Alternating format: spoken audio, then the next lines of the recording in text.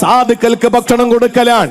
ഒരു നേരത്തെ ഭക്ഷണം കഴിക്കാൻ വകയില്ലാതെ കവിള് കുടിഞ്ഞ് കണ്ണ് കുടിഞ്ഞ് എല്ലുന്തി വയറൊട്ടിയ പാവപ്പെട്ട സഹോദരങ്ങൾ, പട്ടിണി പേക്കോലങ്ങൾ, 5 സ്റ്റാർ ഹോട്ടലുകളിൽ നിന്ന് വലിച്ചെറിയുന്ന വേസ്റ്റിൽ നിന്ന് പച്ചകൾ പറക്കിയെടുത്തിട്ട് തന്റെ പൊന്നുമക്കൾക്ക് കഴിപ്പിക്കേണ്ട ഗതികേടുള്ള ഈ കാലഘട്ടത്തിൽ ജീവിച്ചിരിക്കുന്ന പാവപ്പെട്ട പൊന്നുമക്കൾ, അവർക്ക് ഭക്ഷണം കൊടുക്കുന്നതിനോളം ഒരു പുണ്യമുള്ള അമലിനെയും ഞാൻ കണ്ടില്ല എന്ന് പറഞ്ഞത് ഗൗസുൽ ആലമാണ് മുഹയ്യിദ്ദീൻ അബ്ദുൽ ഖാദിർ ജീലാനി റളിയല്ലാഹു തആല അൻഹു.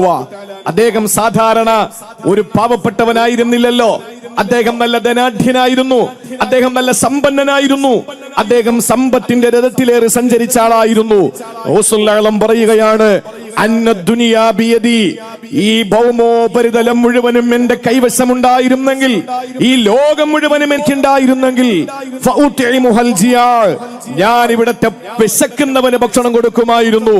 ഇവിടെ ഞാൻ പള്ളി കെട്ടുമായിരുന്നു എന്നല്ല, ഇവിടെ ഞാൻ പെണ്ണിനെ കെട്ടിക്കുമായിരുന്നു എന്നല്ല, ഇവിടെ ഞാൻ വെയിറ്റിംഗ് സെറ്റ് കെട്ടിക്കൊടുക്കുമായിരുന്നു എന്നല്ല, ഇവിടെ ഞാൻ അള്ളാഹുവിന്റെ പരിശുദ്ധമായ തൗഫീഖ് കൊണ്ട് എനിക്ക് സമ്പാദ്യം മുഴുവനും, ഈ ദുനിയാവ് മുഴുവനും തന്നാൽ ആദ്യം ഞാൻ ചെയ്യുന്നത് ഒരു നേരത്തെ ഭക്ഷണം കഴിക്കാൻ വകയില്ലാതെ കഷ്ടപ്പെടുന്ന പാവപ്പെട്ടവന് ഞാൻ ഭക്ഷണം കൊടുക്കുമായിരുന്നു എന്ന് മഹാനായ ഗൗസുൽ ആലം റളിയല്ലാഹു അൻഹു ഒരവസരത്തിൽ പറയുകയുണ്ടായി.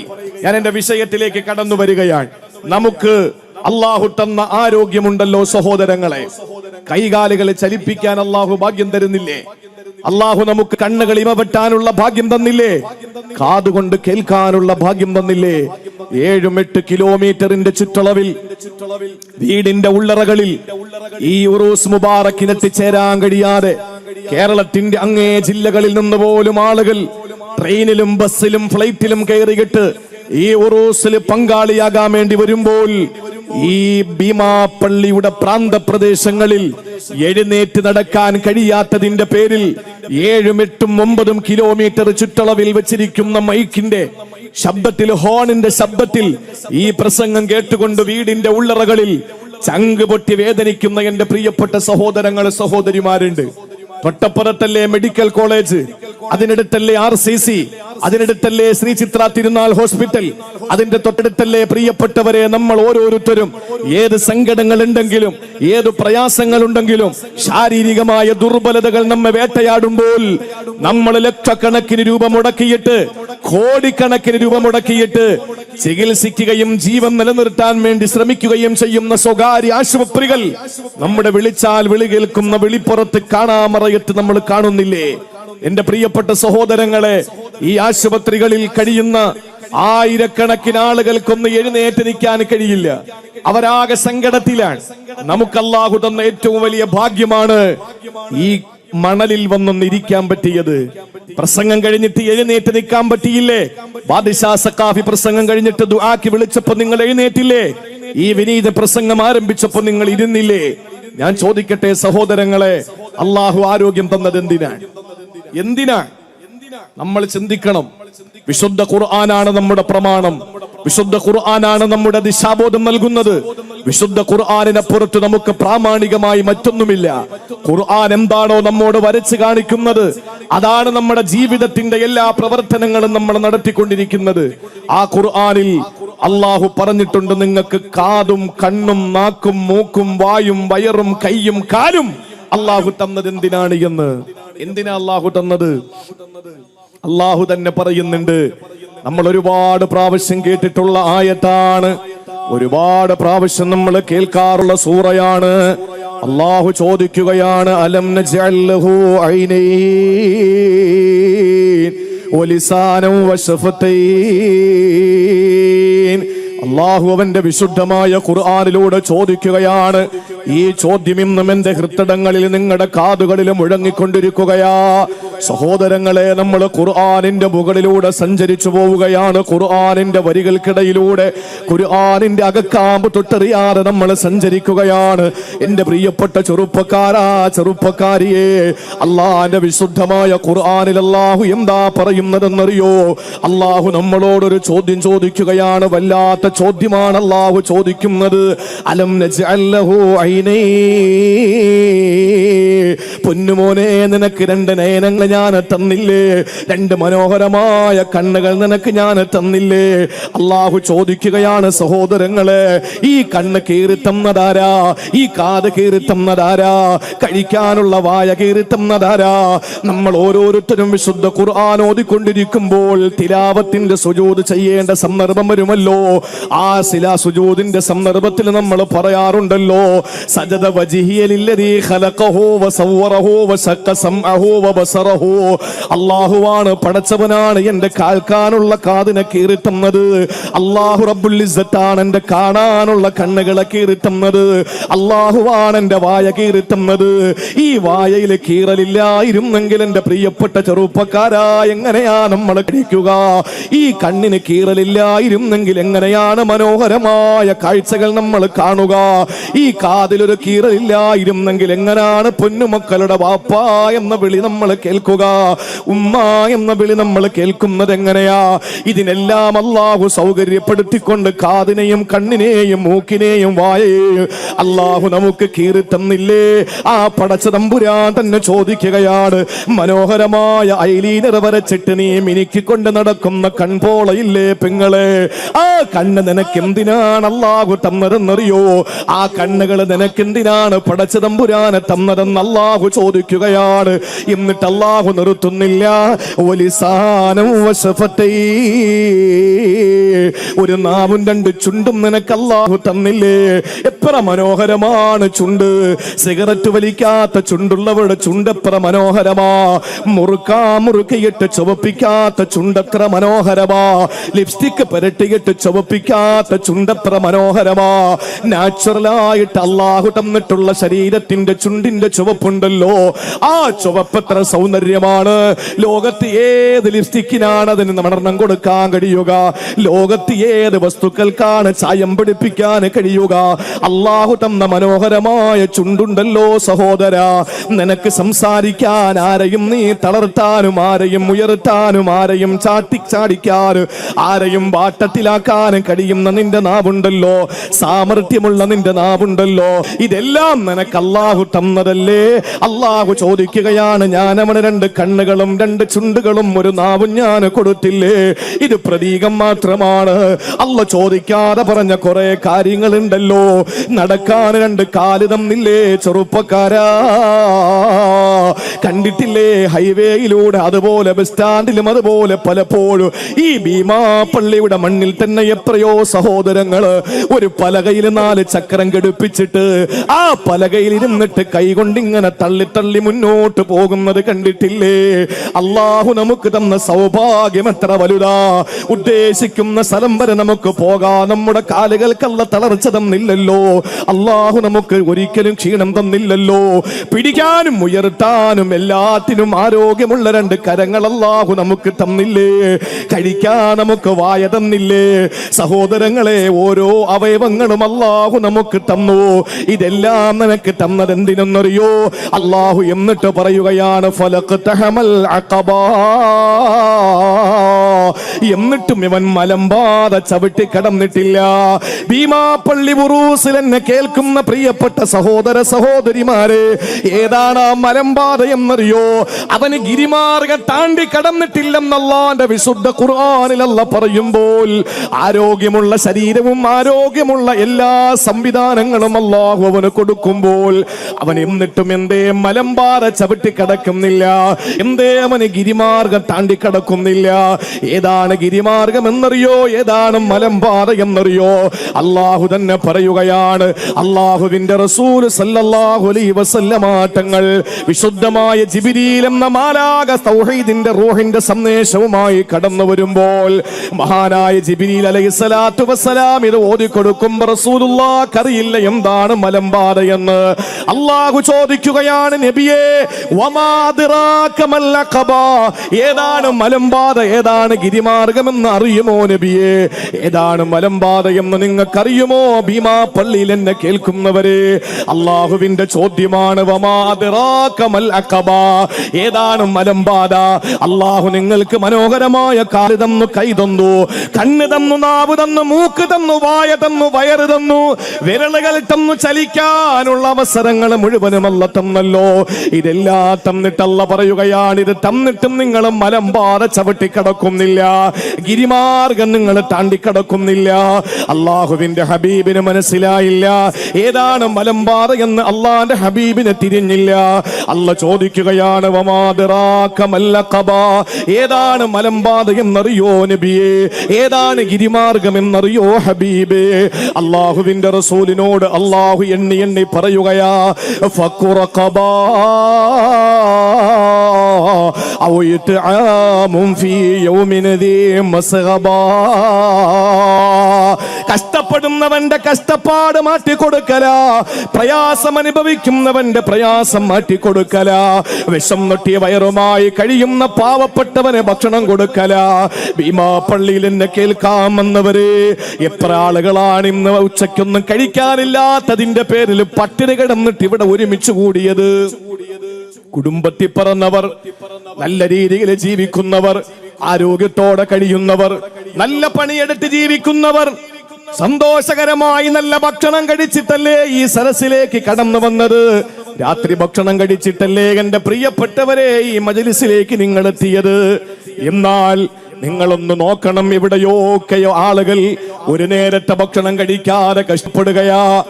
അവരുടെ വിശപ്പൊന്ന് മാറ്റിക്കൊടുക്കാൻ, അവരുടെ വിശപ്പിനൊന്ന് അറുതി വരുത്തി കൊടുക്കാൻ സഹോദരങ്ങളെ അള്ളാഹു തന്നതാണ് നമ്മുടെ കണ്ണും കാതും നാക്കും മൂക്കുമെന്ന് അള്ളാന്റെ പരിശുദ്ധ ഖുർആൻ വളരെ അസന്നിഗ്ധമായി പറയുകയാണ്. വളരെ സ്പഷ്ടമായി ഖുർആൻ പറയുന്നു, നിങ്ങൾക്ക് ഈ പറയുന്ന എല്ലാ അവയവങ്ങളും തന്നത് നിങ്ങൾക്ക് സന്തോഷിക്കാനും ഓടി നടന്ന് ഈ ലോകത്തിന്റെ സൗന്ദര്യം കാണാനും മാത്രമല്ല, മറിച്ച് പ്രയാസം അനുഭവിക്കുന്നവന്റെ പ്രയാസം മാറ്റിക്കൊടുക്ക്, കഷ്ടപ്പെടുന്നവന്റെ കഷ്ടപ്പാട് മാറ്റിക്കൊടുക്ക്. ഭീമാ പള്ളിയെ സംബന്ധിച്ചിടത്തോളം ഇന്ന് വൈകുന്നേരം എത്രയോ ആളുകൾക്ക് ഭക്ഷണം നൽകി. വൈകുന്നേരം രാവിലെയാണോ? വൈകുന്നേരം സമാപന ദിവസത്തില് ഇന്ന് വൈകുന്നേരം, ഇന്നത്തെ കഴിഞ്ഞ സായാഹ്നത്തില് ഇവിടെ ഭക്ഷണം നൽകി. ഒരു നേരത്തെ ഭക്ഷണം കഴിക്കാൻ വകയില്ലാതെ ഓടി അലയുന്ന പാവപ്പെട്ട ജനങ്ങൾക്ക് ഒരു നേരത്തെ ഭക്ഷണം കൊടുക്കാനാണ് അള്ളാഹു നമുക്ക് ആരോഗ്യം തന്നതെന്ന് അവന്റെ വിശുദ്ധ ഖുർആനിൽ പറയാൻ. നമ്മൾ കരുതി എന്താ? ഭീമാ പള്ളിയിൽ പോകണം, വുളൂ ചെയ്യണം, ഭീമാ പള്ളിയിൽ കയറി നിസ്കരിക്കണം, ഇറങ്ങിയിട്ട് ഉമ്മാന്റെ അടുത്ത് പോകണം, ഒരു സലാം ചൊല്ലണം, അവിടെ നിന്ന് ദുആ ചെയ്യണം. ഇതിനാണ് അള്ളാഹു നമുക്ക് ആരോഗ്യം തന്നത്. അല്ല ചെറുപ്പക്കാരാ, അല്ല, അത് തെറ്റിദ്ധാരണയാണ്. നീ പള്ളിയിലേക്ക് പോകുമ്പോൾ നിന്റെ വീടിന്റെ ഏതെങ്കിലും അപ്പുറത്തും ഇപ്പുറത്തുമുള്ള ഏതെങ്കിലും ഒരു പാവപ്പെട്ടവൻ ഭക്ഷണം കഴിക്കാൻ കഴിയാതെ വിഷമിക്കുകയാണെങ്കിൽ അവന് ഭക്ഷണം കൊടുത്തിട്ട് വേണം നീ പള്ളിയിൽ പോകാൻ. സുബഹി നിസ്കാരത്തിന് മദീനത്തുൻ നബവിയിലെത്തുമ്പോ അള്ളാന്റെ റസൂല് സുബഹി നിസ്കാരം കഴിഞ്ഞ ഉടനെ എഴുന്നേറ്റ് നിന്ന് ചോദിക്കുകയാണ്, ആരാണെന്ന് സാദിക്കൽക്ക് ഭക്ഷണം കൊടുത്തിട്ട് മദീനത്തുൻ നബവിയിലെത്തിയത്? ഉമർ റളിയല്ലാഹു അൻഹു പറഞ്ഞു, നബിയെ, സുബഹി നിസ്കാരം കഴിഞ്ഞല്ലേ ഉള്ളൂ, ഞങ്ങൾ ഇറങ്ങാൻ പോവാണ്. മദീനയുടെ പ്രാന്തപ്രദേശങ്ങളിൽ ഒരു നേരത്തെ ഭക്ഷണം കഴിക്കാൻ വകയില്ലാത്തവന് ഞങ്ങൾ ഭക്ഷണം കൊടുക്കും. അള്ളാന്റെ റസൂല് ചോദിക്കുന്നു, ആരെങ്കിലും ഭക്ഷണം കൊടുത്തിട്ട് ഈ പള്ളിയിൽ വന്നോന്നാ ഞാൻ ചോദിച്ചത്. എല്ലാവരെയും അത്ഭുതപ്പെടുത്തിക്കൊണ്ട് ഒരാൾ എഴുന്നേറ്റു പറഞ്ഞു, നബിയെ, ഞാൻ ഇങ്ങോട്ട് വരുമ്പോ സുബഹിക്ക് പള്ളിയിൽ വരുന്ന കാര്യമാ പറയുന്നത്. മാമരം കോച്ചുന്ന തണുപ്പത്ത് ഞാൻ സുബഹി നിസ്കാരത്തിന് മദീനത്തുൽ മുനവ്വറയിലേക്ക് വരുമ്പോൾ എന്റെ അയൽവാസിക്ക് ഞാൻ ഭക്ഷണം കൊടുത്തിട്ടാണ് നബിയെ പള്ളിയിലേക്ക് വന്നത്. ആരാ പറഞ്ഞത്? ആരാണ് പറഞ്ഞത്? ആ പറഞ്ഞ വ്യക്തിയുടെ ഈമാൻ എടുത്തൊരു തുലാസിൽ വെക്ക്. ലോകത്തുള്ള മുഴുവൻ ഔലിയാക്കളുടെയും സ്വാലിഹീങ്ങളുടെയും ലോകത്തുള്ള മുഴുവൻ വിശ്വാസികളുടെയും ഈമാൻ എടുത്ത് അടുത്ത തുലാസിൽ വെക്ക്, അടുത്ത തട്ടിൽ വെക്ക്. പക്ഷേ ഭാരം മുഴുവനും ഈ സുബഹിക്ക് മുമ്പ് പള്ളിയിലേക്ക് വരുമ്പോൾ പാവപ്പെട്ടവന് ഭക്ഷണം കൊടുത്തിട്ട് വന്ന മഹാനായ സയ്യിദുനാ അബൂബക്കർ സിദ്ദീഖ് റളിയല്ലാഹു അൻഹുവിന്റെ ഈമാനിനാണ് ഭാരം തൂങ്ങുക. സഹാബാക്കളുടെ ഈമാൻ മാത്രമല്ല, ലോകത്തുള്ള മുഴുവൻ മനുഷ്യന്റെയും ഈമാനെടുത്ത് ഒരു തട്ടിലും വെച്ച് സിദ്ദീഖ് റളിയല്ലാഹു അൻഹുവിന്റെ ഈമാനെടുത്ത് മറ്റൊരു തട്ടിലും വെച്ചാൽ സിദ്ദീഖ് തങ്ങളുടെ ഈമാനാണ് ഭാരം തൂങ്ങുക. കാരണം എന്താ? ജീവിതത്തിൽ അള്ളാഹു തന്ന ആരോഗ്യം പാവപ്പെട്ടവന്റെ വിശപ്പ് മാറ്റി കൊടുക്കാനാണ് എന്നൊരു ബോധ്യം സിദ്ദീഖ് റളിയല്ലാഹു അൻഹുവിനുണ്ടായി. അതുകൊണ്ട് സഹോദരങ്ങളെ, മലമ്പാറ ചവിട്ടിക്കടക്കണം. ആ മലമ്പാറ എന്ന് പറഞ്ഞാൽ മനസ്സിലാകുന്ന ഭാഷയിൽ ഒന്നുകൂടെ ഞാൻ പറയാം. സ്വർഗത്തിന്റെ വഴി എപ്പോഴും ദുർഘടമാണ്. സ്വർഗത്തിന്റെ വഴി എപ്പോഴും ദുർഘടമാണ്. കല്ലുണ്ട്, മുള്ളുണ്ട്, കാഞ്ഞിരക്കുറ്റിയുണ്ട്, മൂർക്കം പാമ്പുണ്ട്. ഇതൊക്കെ അവഗണിച്ചിട്ട് നേരെ മലമ്പാത ചവിട്ടി മല കയറി പോയാലേ അള്ളാന്റെ സ്വർഗം കിട്ടൂ. കയറി പോകുന്നതിന് ഇച്ചിരി ബുദ്ധിമുട്ടാണ് അല്ലേ? പർവ്വതം കയറൽ അല്പം ബുദ്ധിമുട്ടാണ്. ആ പർവ്വതം കയറുന്നത് ബുദ്ധിമുട്ടാകുന്നതോടൊപ്പം തന്നെ ആ പർവ്വതങ്ങളിൽ കുപ്പിച്ചില്ലുകളും അതുപോലെ തന്നെ നമുക്ക് ബുദ്ധിമുട്ടുണ്ടാക്കുന്ന വസ്തുക്കളും ഉണ്ടെങ്കിലോ നമുക്ക് തീരെ പോകാൻ കഴിയില്ല. എന്നാൽ നരകത്തിന്റെ വഴി എന്ന് പറഞ്ഞാൽ പച്ച പരവതാനി വിരിച്ചിരിക്കുകയാണ്. അവിടെ മുള്ളില്ല, അവിടെ കമ്പില്ല, അവിടെ കുപ്പിച്ചില്ലില്ല, അവിടെ കയറ്റമില്ല. ഇറങ്ങി അങ്ങ് പോകാം. നമ്മളൊന്ന് നിന്നു കൊടുത്താൽ മതി, നമ്മളെ കൊണ്ടുപോയിക്കോളും നരകത്തിലേക്ക്. സ്വർഗം അങ്ങനെയല്ല, കഷ്ടപ്പെടണം, പ്രയാസപ്പെടണം. ഇവിടെ അള്ളാഹുവിന്റെ വിശുദ്ധ ഖുർആൻ ഉപമിച്ചിരിക്കുന്നത് അങ്ങനെയാണ്. സ്വർഗത്തിന്റെ വഴി മലമ്പറയായി, ഗിരിമാർഗമായി അള്ളാഹു വിശുദ്ധ ഖുർആനിൽ പരിചയപ്പെടുത്തി. സ്വർഗത്തിൽ പോകാൻ നമ്മൾ ചെയ്യേണ്ട ഏറ്റവും പ്രധാനപ്പെട്ട കാര്യം ആളുകൾക്ക് ഭക്ഷണം കൊടുക്കുക. അള്ളാഹു റബ്ബുൽ ഇസ്സത്ത് അതിന് തൗഫീക്ക് നൽകി അനുഗ്രഹിക്കുമാറാവട്ടെ. ഒരിക്കൽ ഒരു അഅറാബിയായ മനുഷ്യൻ അള്ളാഹുവിന്റെ റസൂലിന്റെ മുന്നിലേക്ക് കടന്നു വരികയാണ്. എന്നിട്ട് പ്രവാചകനോട് ചോദിക്കുന്നു, അല്ലിംനി അമലൻ യുദ്ഖിലുനിൽ ജന്ന. അള്ളാഹുവിന്റെ ഹബീബേ, അല്ലിംനി അമലൻ യുദ്ഖിലുനിൽ ജന്ന. എന്നെ സ്വർഗത്തിലേക്ക് കൊണ്ടുപോകുന്ന ഒരു അമൽ എനിക്കൊന്ന് പറഞ്ഞു തരുമോ നബിയേ? എന്നെ സ്വർഗത്തിലേക്ക് കൊണ്ടുപോകുന്ന ഒരു അമൽ എനിക്ക് പറഞ്ഞു തരുമോ നബിയേ? ഒരു അറാബിയായ മനുഷ്യൻ അള്ളാന്റെ ഹബീബിന്റെ മുന്നിലേക്ക് കടന്നു വന്ന് ചോദിക്കുമ്പോ അള്ളാന്റെ റസൂല് പറഞ്ഞതെന്തെന്നറിയോ? അഅ്തിഖിന്ന സമാ വഫുക്കർ റഖബാ. അടിമകളെ മോചിപ്പിക്കാൻ നിനക്ക് കഴിയോ? അടിമകളെ മോചിപ്പിക്കാൻ നിനക്ക് സാധിക്കുമോ സഹോദരാ? നിനക്ക് സ്വർഗത്തിൽ പോകാൻ ഇതിനപ്പുറം വേറെ വഴികളൊന്നുമില്ല. ആ മനുഷ്യൻ പറഞ്ഞു, നബിയേ, എനിക്കതിന് സാധിച്ചില്ലെങ്കിലോ, എനിക്കതിന് കഴിഞ്ഞില്ലെങ്കിലോ സ്വർഗത്തിലേക്ക് പോകാൻ എനിക്കുള്ള വഴിയൊന്ന് തുറന്നു തരുമോ നബിയേ? ആ സ്വർഗത്തിലേക്കുള്ള വഴി ഏതാണെന്ന് എനിക്ക് പറഞ്ഞു തരുമോ എന്ന് ചോദിക്കുമ്പോ അല്ലാഹുവിന്റെ റസൂല് പറഞ്ഞതെന്തെന്നറിയോ? ഇമാം അഹ്മദ് റിപ്പോർട്ട് ചെയ്യുന്ന ഹദീസിൽ കാണാം, അല്ലാഹുവിന്റെ റസൂല് പറയുകയാണ്, അത്ഇമിൽ ജാഇഅ. വിശക്കുന്നവന് ഭക്ഷണം കൊടുക്കൂ പ്രിയപ്പെട്ടവരെ. വിശം നൊട്ടിയ വയറുമായി കഴിയുന്നവന് ഭക്ഷണം കൊടുക്കുമോ? ദാഹിച്ചു വരുന്നവന്റെ പൈതാകമടക്കാൻ കുടിവെള്ളം കൊടുക്കുമോ? ഇത് രണ്ടും നീ ചെയ്താലും നിനക്ക് അല്ലാഹുവിന്റെ സ്വർഗമുണ്ടെന്ന പണ്ടേ പഴകി കേട്ടുപോയ ചരിത്രമല്ലേ പ്രിയപ്പെട്ടവരെ? മദീനയുടെ പ്രാന്തപ്രദേശങ്ങളിൽ തന്റെ ശരീരം വിട്ട് ജീവിച്ച ഒരു പെണ്ണുണ്ടായിരുന്നല്ലോ. അവരുടെ ജോലി എന്താണ്? സ്വന്തം ശരീരം മറ്റുള്ളവർക്ക് വേണ്ടി വിൽപ്പന ചെയ്യുക, മറ്റുള്ളവന് വേണ്ടി വിരിപ്പ് വിരിക്കുക, മറ്റുള്ളവനോടൊപ്പം രാത്രി പങ്കിടുക. ആ പെണ്ണ് ഏതോ ഒരു നിമിഷത്തിൽ വൃത്തികേടിലേക്ക് കടന്നുപോയി. അവൾ അതിനുശേഷം ആ പരിപാടി, ആ പ്രവർത്തനത്തിൽ നിന്ന്, പ്രവണതയിൽ നിന്ന് അവൾക്ക് പിന്തിരിയാൻ കഴിയാത്ത സാഹചര്യത്തിൽ അവൾ ജീവിതം മുന്നോട്ട് കൊണ്ടുപോകുമ്പോൾ സഹോദരങ്ങളെ, അങ്ങനെ ആ പെണ്ണ് നടന്നു വരുന്ന വഴിയിലാണല്ലോ ഒരു നായ നാവ് നീട്ടിയിട്ട് വെള്ളം കുടിക്കാൻ, ഒരു നായ നാവ് നീട്ടിയിട്ട് വെള്ളം കുടിക്കാൻ ഓടി നടക്കുമ്പോൾ ആ പെണ്ണിന്റെ തോളത്ത് കിടന്ന ഷോളെടുത്ത് കയറാക്കിയിട്ട് അവൾ കാലിലിട്ടിരിക്കുന്ന ഹുഫയെടുത്ത് തൊട്ടിയാക്കുകയാ.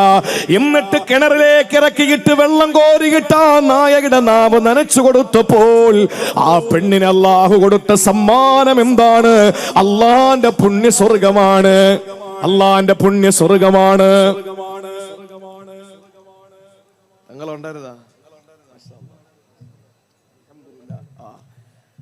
തങ്ങളും ഞാനും അൽഹംദുലില്ലാ നിരവധി തവണ ഒരുമിച്ച് യാത്ര ചെയ്തിട്ടുണ്ട്. ഒരാളെ മനസ്സിലാക്കാൻ കഴിയുന്നത് അങ്ങനെയാണല്ലോ, യാത്ര ചെയ്യുമ്പോൾ ഒരാളെ മനസ്സിലാക്കാൻ കഴിയുക. ഞാനും ബഹുമാനപ്പെട്ട നജ്മുദ്ദീൻ തങ്ങളും ട്രെയിനിലും ഒരുമിച്ച് യാത്ര ചെയ്തിട്ടുണ്ട്, ഫ്ലൈറ്റിലും ഒരുമിച്ച് യാത്ര ചെയ്തിട്ടുണ്ട്, വാഹനത്തിലും ഒരുമിച്ച് യാത്ര ചെയ്തിട്ടുണ്ട്. അൽഹംദുലില്ലാ അല്ലാഹു രണ്ട് സയ്യിദുമാര്, ഇനി എന്താ വേണ്ടത്? രണ്ട് സയ്യിദുമാര്, ഒന്ന് ബഹുമാനപ്പെട്ട മുത്തുക്കോയ തങ്ങൾ, രണ്ട് നജ്മുദ്ദീൻ പൂക്കോയ തങ്ങൾ. രണ്ടുപേരും അവരുടെ അസ്ലിയത്ത് ചെന്നെത്തുന്നത് ആദരവായ പ്രവാചകൻ നബി മുഹമ്മദ് മുസ്തഫ. ഇവരുടെയൊക്കെ പരമ്പര ചെന്നെത്തുന്നത് ആരില്ല? അള്ളാന്റെ ഹബീബില. നമ്മുടെയൊക്കെ പരമ്പര ചെന്നെത്തുന്ന എവിടെയാ? അയാ ഫാഖിറം ബിൻ നസബി കൈഫ തഫാഖുറു വഅസ്ലുകുമു മിൻ ഖബ്ലു തീയം വനായരു വആശാരി വമൂശാരി വമണ്ണാനു പറയരു വചട്ടി വചാനാരും വനാടാരു പാണരു. അർത്ഥം പറയണ്ടല്ല ഇൻഷാ അല്ലാഹ്. അള്ളാഹുവിന്റെ റസൂൽ സല്ലല്ലാഹു അലൈഹി വസല്ലം പറഞ്ഞു, നിനക്ക് സ്വർഗം വേണമെങ്കിൽ നീ ഒരു കാര്യം ചെയ്യ്. അള്ളാഹുവിന്റെ റസൂൽ പറയുകയാണ്, വിശക്കുന്നവന് ഭക്ഷണം കൊടുക്ക്, ദാഹിക്കുന്നവന് വെള്ളം കൊടുക്ക്. മദീനയിലെ പേര് കേട്ട വേശ്യാവൃത്തി നടത്തി ജീവിച്ച അഭിസാരികയായ പെണ്ണ്, അവളുടെ ജീവിതത്തിൽ ഏതോ ഒരു ദുർബല നിമിഷത്തിൽ അവൾ വഴിതെറ്റിപ്പോയി. അവസാനം മടക്കയാത്രയിൽ ദാഹിച്ച് നാവ് നീട്ടിയിട്ട് കിണറിന്റെ 4 ഭാഗത്ത് കറങ്ങി നടക്കുന്ന നായക്ക് തന്റെ കാലിൽ കിടക്കുന്ന ഷൂ ഊരിയിട്ട് ഹുഫ ഊരിയിട്ട് കഴുത്തിൽ കിടക്കുന്ന ഷാലെടുത്തുകൊണ്ട് കിണറ്റിലേക്ക് ഇറക്കി വെള്ളം കോരി അതിന്റെ നാവ് നനച്ചു കൊടുത്തപ്പോൾ അള്ളാഹു സമ്മാനിച്ചത് വിശുദ്ധമായ സ്വർഗമാണ്. ആബിദത്തായ പെണ്ണ്, സ്വാലിഹത്തായ പെണ്ണ്, ജീവിതത്തിന്റെ വിശുദ്ധി കാപ്പ് സൂക്ഷിച്ച് തന്റെ പ്രിയപ്പെട്ട ഭർത്താവിനല്ലാതെ തന്റെ രോമത്തിൽ തൊടാനുള്ള അനുവാദം കൊടുക്കാതെ ദർശന സ്പർശന വിധേയമാകാത്ത നിലയിൽ അച്ചടക്കത്തോടെ വീടിന്റെ അകത്തളങ്ങളിൽ കഴിഞ്ഞുകൂടിയ സാലിഹത്തായ പെണ്ണ്, ആ പെണ്ണിന്റെ അധീനതയിലുള്ള ഒരു പൂച്ചക്കുട്ടിയെ കെട്ടിയിട്ട് വെള്ളം കൊടുക്കാത്തതിന്റെ പേരിൽ അവളെ പ്രവേശിച്ചത് അള്ളാഹുവിന്റെ കെട്ടിയാളുന്ന നരകം. നമ്മൾ കരുതി എന്താ, ഹജ്ജിന് പോയാൽ സ്വർഗം കിട്ടും, ഉംറയ്ക്ക് പോയാൽ സ്വർഗം കിട്ടും, മക്കാമിൽ വന്നാൽ സ്വർഗം കിട്ടും, 5 നേരം നിസ്കരിച്ചാൽ സ്വർഗം കിട്ടും. കിട്ടൂല സഹോദരങ്ങളെ. നരകം കൊടുക്കുന്നത് ആർക്കെന്ന് എണ്ണി പറയുന്നതിൽ അള്ളാഹു പറഞ്ഞത്, കഴിക്കാൻ ഒരു നേരത്തെ ഭക്ഷണം വിലക്കുന്നവനാണ്. ആ വിഷയത്തിലേക്ക് ഞാൻ വരുന്നുണ്ട്. നിങ്ങൾ നോക്കൂ, ഞാൻ എന്റെ പ്രിയപ്പെട്ട സഹോദരങ്ങളോട് പറയാൻ, നമ്മുടെ നോമ്പിൽ എന്തെങ്കിലും ഒരു പ്രശ്നം ഉണ്ടായി, റമദാൻ വരാൻ പോവാൻ 3 മാസം കഴിഞ്ഞാൽ പരിശുദ്ധമായ റമദാൻ ഇങ്ങെത്തി. ആ റമദാൻ മാസത്തില് പള്ളികളിൽ ഇങ്ങനെ ആളുണ്ടാവണം കേട്ടോ. അതാണ് ആദ്യം എനിക്ക് പറയാനുള്ളത്. റമദാനില് പള്ളിയിൽ ഇങ്ങനെ തന്നെ ആളുണ്ടാകണം. അള്ളാഹു തൗഫീക്ക് തരട്ടെ, നമ്മുടെയൊക്കെ പള്ളി സജീവമാകട്ടെ. കോവിഡ് വന്നപ്പോഴ് 4 പേരെ കൊണ്ട് ജുമാ നിസ്കരിച്ചപ്പോ ഇപ്പൊ ചെറുപ്പക്കാര് പറയാ, അത് ഉസ്താദും മോദീനും പ്രസിഡന്റ് സെക്രട്ടറി ആകുമ്പോ 4 ആവുമല്ലോ, നിങ്ങളങ്ങ് നിസ്കരിച്ചാൽ മതി, നമുക്ക് സൗകര്യം ഇല്ലെന്നാ പറയുന്ന ചെറുപ്പക്കാരിന്ന് പരിശുദ്ധമായ ദീൻ വിട്ട് മതം വിട്ടിട്ട് വേറെ എവിടൊക്കെയോ സഞ്ചരിച്ചു കൊണ്ടിരിക്കുകയാണ്. പൊന്നുമോനെ, എവിടെ പോയാലും തലയിലൊരു തേങ്ങ വീണാൽ ദൈവമില്ലെന്ന് പറയുന്നവന്റെ തലയിലൊരു തേങ്ങ വീണ് നോക്കണം, അപ്പോഴവൻ അറിയാതെ വിളിക്കുന്ന ദൈവമേ എന്നാണ്. കാരണം നമുക്ക് അല്ലാഹു റബ്ബുൽ ഇസ്സത്ത് ഇല്ലാതെ, അല്ലെങ്കിൽ സർവശക്തനായ സൃഷ്ടാവില്ലാതെ നമുക്ക് എന്റെ ജീവിതം. ചെറുപ്പക്കാരൊക്കെ വഴിതെറ്റി പോവാൻ റമളാനില് ഈ ആവേശം ഉണ്ടാവണം നമ്മുടെ പള്ളികളിൽ. അല്ലാഹു തൗഫീക്ക് തരട്ടെ. ഞാൻ പറയുന്നത്, പുണ്യമായ റമളാൻ മുബാറക്ക് കടന്നു വരികയാണ്. ആ പരിശുദ്ധമായ റമളാൻ മാസം നമ്മുടെ ജീവിതത്തിലേക്ക് കടന്നു വരുമ്പോൾ, പുണ്യങ്ങളുടെ പൂക്കാലമാകുന്ന പരിശുദ്ധമായ റമളാൻ മാസം നമ്മുടെ ജീവിതത്തെ മാറ്റിമറിക്കാൻ വേണ്ടി പരിശുദ്ധമായ റമളാൻ മാസം നമ്മുടെ ജീവിതത്തിലേക്ക് കടന്നു വരുന്നു. ഇബാദത്തെടുക്കാൻ അള്ളാഹു തൗഫീക്ക് നൽകി അനുഗ്രഹിക്കുമാറാവട്ടെ. അള്ളാഹു നമ്മുടെ ജീവിതത്തെ ഏറ്റവും സുതാര്യമായ നിലയിൽ കൊണ്ടുപോകാൻ അള്ളാഹു തൗഫീക്ക് തരട്ടെ. നോമ്പ് പിടിക്കാൻ പറ്റിയില്ല എന്ന് വെച്ചോ, നോമ്പാർക്ക? നമ്മൾ നോമ്പ് പിടിക്കുന്നത് ആർക്കാൻ? ഭാര്യക്കല്ല, ഭർത്താവിനല്ല, മക്കൾക്കല്ല, മാതാപിതാക്കൾക്കല്ല, ഉസ്താദുമാർക്കല്ല, സന്താനങ്ങൾക്കല്ല. ആർക്കു വേണ്ടിയാ? ഇന്ന സ്വലാത്തി വനുസുക്കി, കൈകെട്ടി നിന്നുകൊണ്ട് പടച്ചതമ്പുരാന്റെ മുമ്പിൽ ഒരു പ്രതിജ്ഞയുണ്ടല്ലോ. ആ പ്രതിജ്ഞ ലോകത്തിന്റെ ഏതെങ്കിലും ഒരു പ്രധാനപ്പെട്ട വ്യക്തിയുടെ മുമ്പിലെ പ്രതിജ്ഞയാണോ? ഇന്ത്യയുടെ പ്രധാനമന്ത്രിയുടെ മുമ്പിലെ പ്രതിജ്ഞയാണോ? കേരളത്തിന്റെ മുഖ്യമന്ത്രിയുടെ മുമ്പിലെ പ്രതിജ്ഞയാണോ? ഏതെങ്കിലും വ്യക്തികളുടെ രാഷ്ട്രീയ നേതാക്കന്മാരുടെ മുമ്പിലുള്ള പ്രതിജ്ഞയാണോ?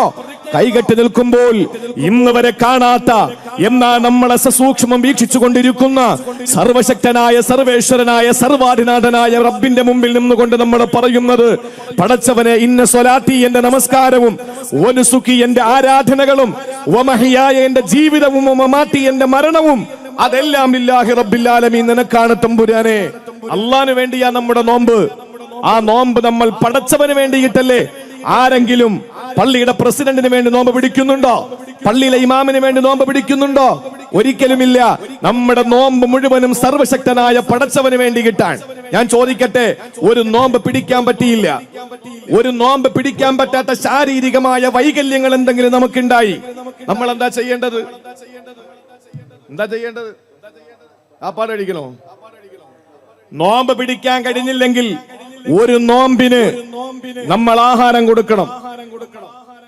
ഒരു നോമ്പിന് നമ്മൾ ആഹാരം കൊടുക്കണം. കഴിവുള്ളവനെ കലാ വീട്ടുകയും വേണം. ഒരു നോമ്പിന് ഇത്ര അരി എന്നുള്ള നിലയിൽ നമ്മൾ കൊടുക്കണം. ആർക്കാണ്? പ്രവിശാലമായ ഖജനാവിന്റെ ഉടമസ്ഥനായ, രാജാതിരാജനായ റബ്ബുൽ മലിക്കുൽ മുലൂക്കായ പടച്ചതമ്പുരാന് നമ്മുടെ അരിയുടെ ആവശ്യമില്ല, നമ്മുടെ ഭക്ഷണത്തിന്റെ ആവശ്യമില്ല. അള്ളാഹു പറഞ്ഞത്, നിങ്ങൾ എനിക്ക് വേണ്ടി പിടിക്കേണ്ട നോമ്പിൽ എന്തെങ്കിലും വീഴ്ച സംഭവിച്ചു പോയാൽ നിങ്ങൾ കൊടുക്കേണ്ടത് ആർക്കാണെന്നറിയോ?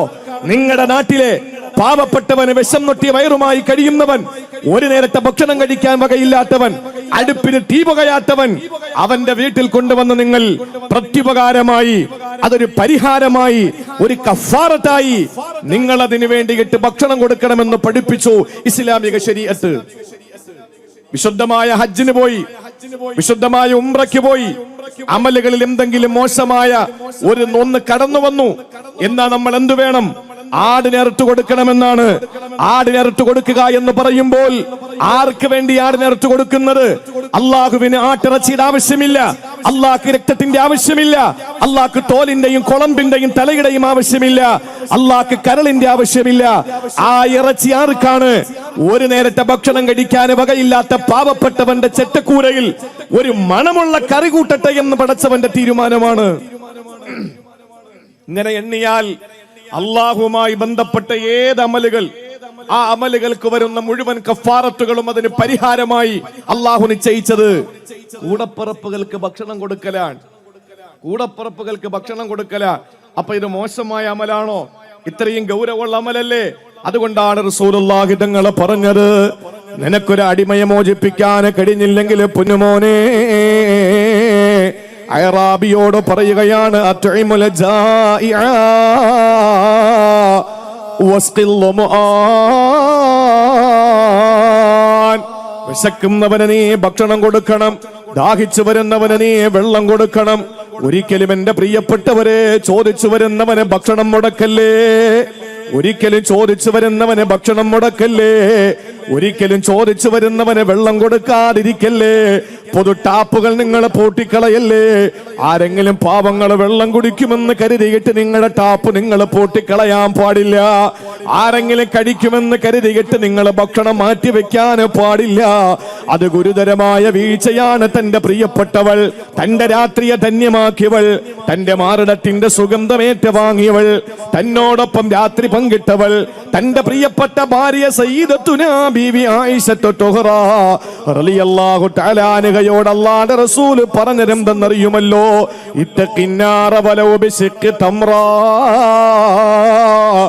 ആയിഷ, വയറ് നിറച്ചു കൊടുക്കാൻ നിന്റെ കൈവശം ഒന്നുമില്ലെങ്കിൽ, വയറ് നിറച്ചു കൊടുക്കാൻ നിന്റെ കൈവശം ഒന്നുമില്ല, അവന്റെ മനസ്സും വയറും നിറയ്ക്കാൻ നിന്റെ കയ്യിലൊന്നുമില്ല. പക്ഷെ മോളെ ആയിഷ, നിന്റെ കയ്യിൽ ഒരു ഈത്തപ്പഴമുണ്ടോ? ആ ഈത്തപ്പഴം ഒന്നായിട്ട് കൊടുക്കണ്ട. ആ ഈത്തപ്പഴം എന്ന് പറയുന്നത് ഇന്ന് നമ്മൾ കാണുന്ന ഈത്തപ്പഴത്തിന്റെ വലിപ്പം തന്നെയാണ് അന്നുമുള്ളത്. ആ ഈത്തപ്പഴം മുഴുവനെ നീ കൊടുക്കണ്ട. ആ ഈത്തപ്പഴത്തിന് നീ 3ഉം 4ഉമായിട്ടൊന്ന് കീറുമോ? എന്നിട്ട് വലോബിശിക്ക് തമ്രോ, ഒരു കാരക്കയുടെ ഒരു കീറ് കൊടുത്തെങ്കിൽ നീ നരകത്തിൽ നിന്ന് നിന്റെ ശരീരത്തെ രക്ഷപ്പെടുത്തണമെന്ന് അള്ളാന്റെ ഹബീബ് തന്റെ പ്രാണപ്രേയസിയോട്, തന്റെ കുടുംബിനിയോട്, തന്റെ മണിയറയിലെ തന്റെ മണവാട്ടിയോട് പറഞ്ഞതത്ര നിസാരമാണോ? നാട്ടിലെ പെണ്ണുങ്ങളോട് പറഞ്ഞതാണെങ്കിൽ പ്രിയപ്പെട്ടവരെ അതിനെത്ര ഗൗരവമേ ഉള്ളൂ എന്ന് നമ്മൾ പറയുമായിരിക്കും. പക്ഷേ തന്റെ പ്രിയപ്പെട്ടവളോട് പറയുന്നു, ആയിഷ ഞാൻ നിന്നോട് പറയട്ടെ, കട്ടിയാളെന്ന നരകം ഞാൻ കണ്ടുമോളെ. മുസ്ലിമീങ്ങളാണ് ഇന്ന് പലിശയുടെ പിന്നില് മുസ്ലിമീങ്ങളാണ്, ഇന്ന് മദ്യപാനത്തിന്റെ പിന്നില് മുസ്ലിമീങ്ങളാ, വ്യഭിചാരത്തിന്റെ പിന്നില് മുസ്ലിമീങ്ങളാ. ഏത് തെമ്മാടിത്തരങ്ങളെടുത്താലും ഏത് തിന്മകളെടുത്താലും അല്ലാഹു റബ്ബുൽ ഇസ്സത്ത് നമ്മളെ കാക്കട്ടെ. അതിന്റെ പിന്നിലെല്ലാം ബറക്കത്തിനൊരു മുസ്ലിം ഉണ്ടാകും. ഒരാള് തബറുക്കിന് വേണ്ടി ഉണ്ടാവും, ഒരുത്തൻ. പിന്നെ ചില പത്രങ്ങളൊക്കെ ഭീമാപ്പള്ളി ആയതുകൊണ്ട് ഒരു ബഹുസ്വര സമൂഹത്തിന്റെ ഒരു സംഗമ ഭൂമികയും സംഗമ വേദികയുമായതുകൊണ്ട് ഞാൻ ഓപ്പണാക്കി അങ്ങോട്ട് പറയുന്നില്ല. ചില മുത്തശ്ശി പത്രങ്ങളുണ്ട്. ആ മുത്തശ്ശി പത്രങ്ങൾക്ക് പത്ര ദൗത്യം എന്താണെന്ന് അറിയുക മാത്രമല്ല, ഏതെങ്കിലും ഒരു കോമൺ പേരുള്ള ഒരാൾ കള്ളക്കടത്ത് നടത്തുകയോ മോഷണം നടത്തുകയോ മദ്യപാനം നടത്തുകയോ അല്ലെങ്കിൽ മദ്യക്കച്ചവടം നടത്തുകയോ ചെയ്യുമ്പോൾ ഒരു കോമൺ പേരുള്ള ഒരുത്തനാണെങ്കിൽ എന്ന് പറഞ്ഞാൽ രണ്ട് കാസ്റ്റിലുള്ളവർക്കും പൊതുവെ വിളിക്കപ്പെടുന്ന പേരുകളാണെങ്കിൽ ആ ചെറുപ്പക്കാരന് ഒരു ദാടി ഫിറ്റ് ചെയ്ത് കൊടുക്കാനും ഒരു തൊപ്പി വെച്ചു കൊടുക്കാനും ഇവിടത്തെ മുത്തശ്ശി പത്രങ്ങൾ ശ്രമിച്ചുകൊണ്ടിരിക്കുകയാണ്. അത് മറ്റൊരു ഭാഗത്ത് കുൽസിത ശ്രമം നടന്നുകൊണ്ടിരിക്കുമ്പോഴും നമുക്ക് പറയാനുള്ളൊരു കാര്യം, ഏതിലും ഒരു മുസ്ലിം ഇല്ലേ? ഉണ്ടോ? ഇല്ലേ? ഒരു മുസ്ലിം ഉണ്ട്. എല്ലാ തിന്മകളുടെ പിന്നിലും ഒരു മുസ്ലിം ഉണ്ടാകും.